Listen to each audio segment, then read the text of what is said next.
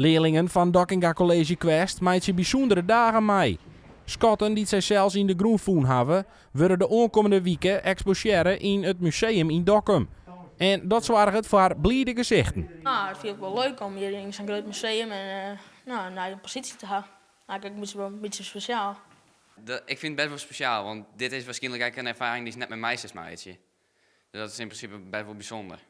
Tenzij als kunstenaar wust. Ja, maar dat wordt wat lastig. Ik vind het heel speciaal, want deze ervaring heb je niet vaak. Dus ik vind het heel speciaal om ons spul hier zo neer te kunnen zetten. De verborgen schatten binnen ierdewerk, munten, scherven van potten en nog volle meer. Het waard oerlen nergens ontroffen. De munten en de potscherven hebben we bij mijn paak op het telefoon en de flesjes binnen op Amelon.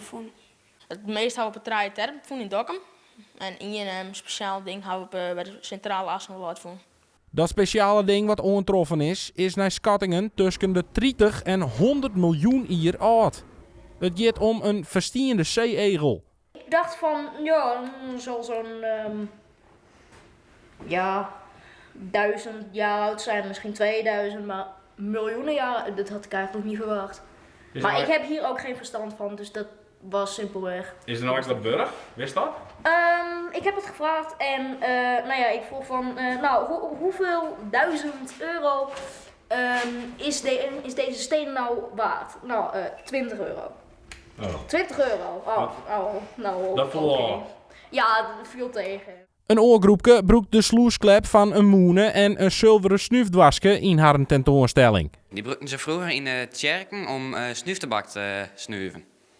Wie dat nog stiekem? Nee, absoluut niet. Dat dienen ze gewoon in de kerken, die hielden ze gewoon doen. In de lessen voorafgaand aan de expositie waren toch archeologen op het veld uitleggen over de vindsten. De munten die waren wel mooi en een van de potscherven die hier nog nooit zoiets jongen. En de oren die vond hij een hele mooie en hij zei meteen van dit is wel een van de mooiste uit de klas. Woliono zelfs action wat er in de regio in de groentevien valt, dat kan nog onder mei 2 december in Museum Dokkum.